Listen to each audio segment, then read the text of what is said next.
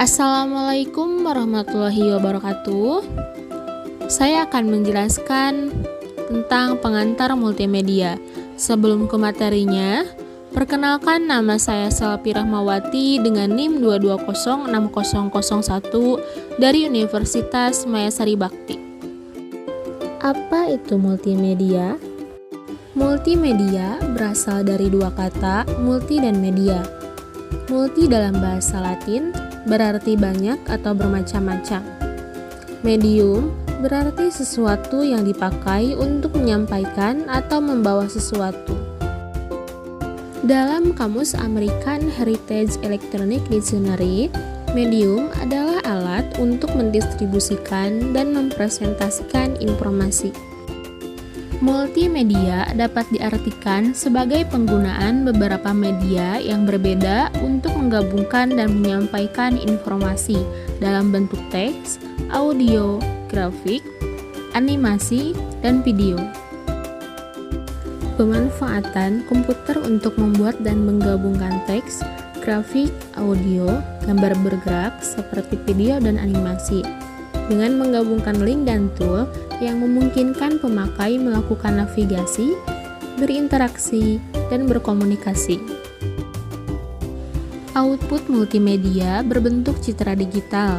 Yang pertama, gambar bergerak, yang kedua, gambar 3 dimensi. Kedua gambar ini saling berinteraktif. Di sini ada perbedaan otak kiri dan kanan. Otak kiri adalah logis seperti bahasa, angka, analisa, logika, urutan hitungan, dan detail. Ingatannya jangka pendek. Otak tengah spiritualitas, moral, norma, value atau nilai ketuhanan dan kemanusiaan. Otak kanan adalah kreatif, konseptual, seni atau musik, gambar, warna, dimensi, emosi, dan imajinasi. Ingatannya juga jangka panjang. Pentingnya multimedia. Yang pertama, sebagai alat bersaing perusahaan atau sarana promosi. Yang kedua, meningkatkan daya baca atau menarik indera dan menarik minat. Yang ketiga, membantu meratakan zaman informasi ke jutaan orang yang belum memakai komputer. Pengaruh media terhadap memori recall. Ini adalah persentase dari fakta yang dapat diingat. Dari yang terkecil ada membaca, yang kedua mendengar, yang ketiga melihat, yang keempat mendengar dan melihat, dan yang terakhir yang paling tinggi persentasenya adalah saying and doing. Ini adalah gambaran umum multimedia. Yang pertama, multimedia seperti image, video, teks, audio, dan speech. Yang kedua, multimedia system seperti media access management, authoring, frameworks, dan tools. Yang ketiga ada distribute multimedia system seperti network, streaming video, web page, streaming audio, virtual worlds, dan client server. Multimedia industri struktur.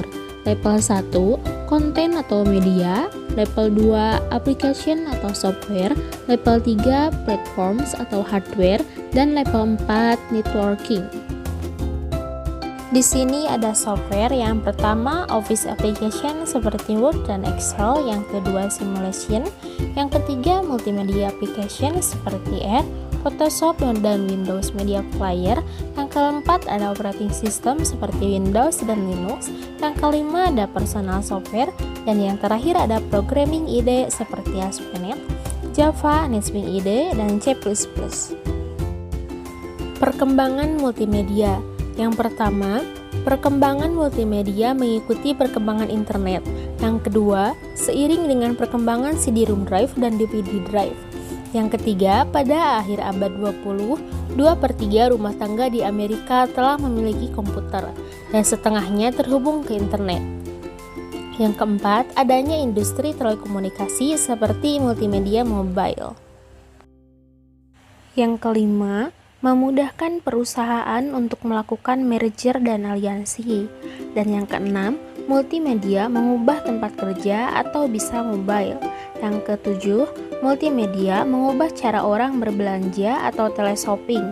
Yang kedelapan, multimedia mengubah cara akses informasi atau baca koran. Multimedia application seperti education, healthcare, consumer electronics, geographical ease, navigational system, business and finance, high quality communication. Selanjutnya digital libraries, entertainment, telecommuting, publishing, virtual reality, commercial electronics, cooperation, dan advertisement. Healthcare. Yang pertama, biomedical data acquisition, transmission, storage, interpretation. Yang kedua, diagnosis aids. Yang ketiga, telemedicine. Multimedia internet. Yang pertama, internet adalah jaringan komputer global yang terhubung setiap saat yang berisi berbagai layanan dan media. Kedua, fasilitas atau layanan pada internet terdiri dari email, bulletin board service atau network news, file transfer atau FTP, remote login atau telnet, browsing dan pencarian informasi, komunikasi audio dan video, dan telekonferensi. Yang ketiga, bidang pemasaran. Yang keempat, animasi. Yang kelima, perekaman CD atau DVD. Yang keenam, desain isi multimedia. Yang ketujuh, elektronik publishing. Yang kedelapan, desain game. Yang kesembilan, desain presentasi dan simulasi. Yang kesepuluh, perencanaan konstruksi multimedia.